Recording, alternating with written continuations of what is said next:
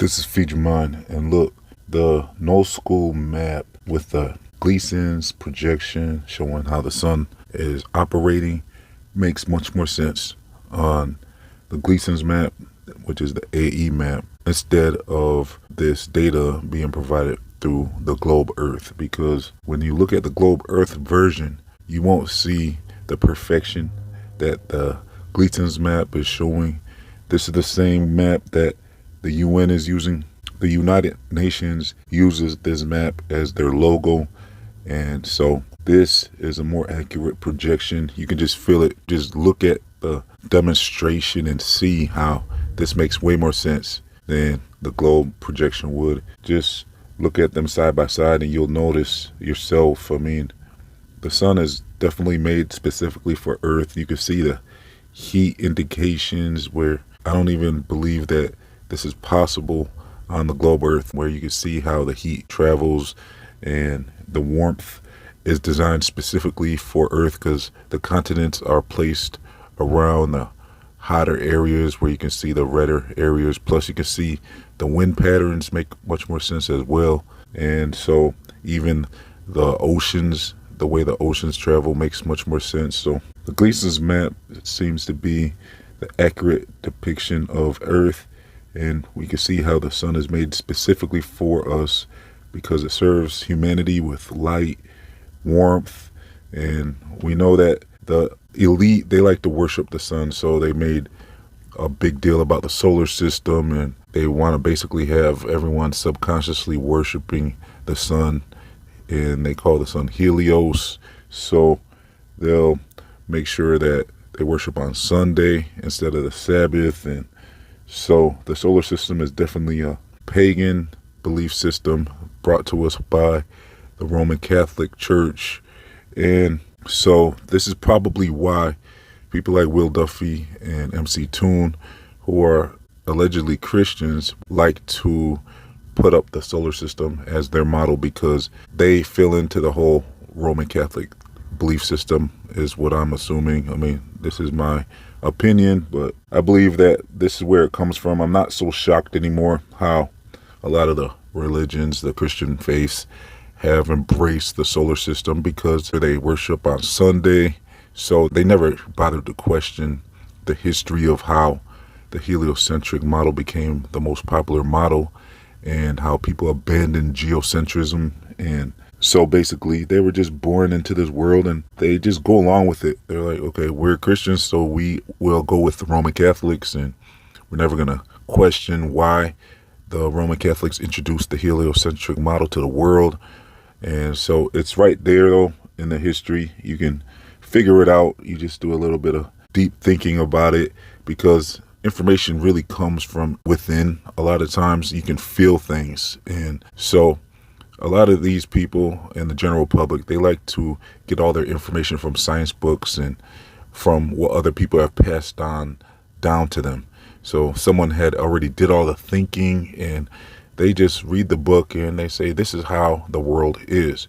They don't take any time to ever question anything that they've ever read about the Earth and the solar system. They just go along with it because it was written down for them.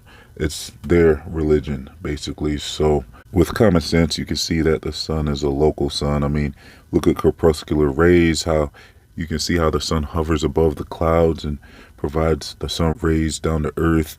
So we know this is a local sun, and we know that stars are not suns. So when we look in the night sky, the scientists want us to believe all the stars in the sky is basically the same thing, other solar systems. But really, it's a unique sun that we have above us, and there's no relation to the stars with the suns. So these are the belief systems that people refuse to question and think about themselves. But when you look at the depiction of the NullSchool map, which was removed, and so why would they remove this? And it's obvious that they know that something's going to click, something's going to make sense to people when they see this simulation, and they're going to start to see that this makes way more sense. So really, it's ironic that they call it the NullSchool map because the final experiment is null and void, and any projection of this sun heat map on a globe Earth is null and void. So now I see why they call the website NullSchool, because they had to remove it because they don't want people to wake up. It makes way more sense. It will just kind of click for the average person if they continue to see this map, if this was displayed. So I'm still looking forward to this final experiment. We're hoping that it proves flat earth. I mean, this is the moment where we could actually have the evidence. Now, if the evidence somehow goes the other way, it won't be the end of flat earth either way. So it's kind of like a win-win situation. So the thing about the sun simulator, some flat earthers were getting kind of upset that people were talking about that sun simulator. I did a video on it before. I'll leave a link in the comment section in the description box to my final experiment playlist so you can get caught up on everything. But yeah, when people are upset about the sun simulator idea and hypothesis, to me, it's just basically like an option. And I really didn't think you would have to explain this to people, that we're not saying that the sun simulator is something that's up there right now at any given time. What we are saying is that this is an option and possibility that they might be able to use that sun simulator technology to deceive people for this particular experiment. So this would be something to where if they wanted to use a sun simulator, we would just have to be kind of prepared for any type of deception they might want to play on humanity and the people observing this experiment, and make sure that they're not going to launch a sun simulator just for their specific experiment. Because, you know, what type of uses would they have for this sun simulator? We saw the patent, we saw that they had the technology. And so I saw some people, like, I think I saw a Karen B video where she was kind of upset about the idea of a sun simulator. Like, of course the sun is real. This is too far-fetched to say that the sun is a sun simulator. It's like, no, nobody's saying that the general sun is a sun simulator. Like, on your day-to-day life, when you look up at the sky and see the sun, we're not saying that's the sun simulator. What we would say is that the sun simulator technology could be used to deceive people for specific purposes at a specific time. So just make sure that they don't try to swap out the sun and say, oh, look, the sun is going around in a circle, and it's really a phony sun just for that specific date and experiment. But we'll see what happens. I mean, that was just an option, and I wouldn't rule it out. I wouldn't dismiss it or anything like that. And so, do you recall that there was actually even a scripture in the Bible that talks about how the sun hurries around and it travels in a circuit? So a circuit's kind of like a circle. And you can find all these videos in my playlist. I believe it was in Psalms or something. So it speaks of how the sun travels in its circuit in a set path. Like I said, it proves intelligent design, and the sun was specifically put here for humanity.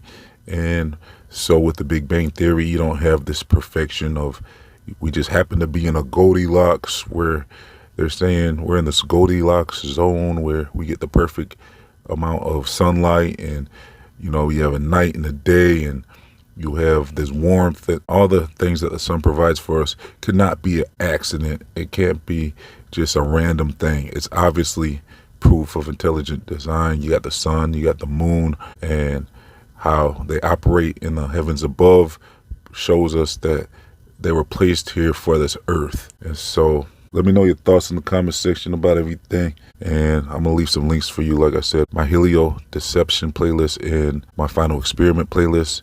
And if you would like to support this channel, please donate as little as $1 to my channel by becoming a YouTube member or a monthly Patreon. I'm also going to leave links to my other channels, my social media, my Feature Mind store, my free email newsletters, and much more. So thanks for tuning in. Please like, comment, share, and subscribe. This has been Feature Mind signing off.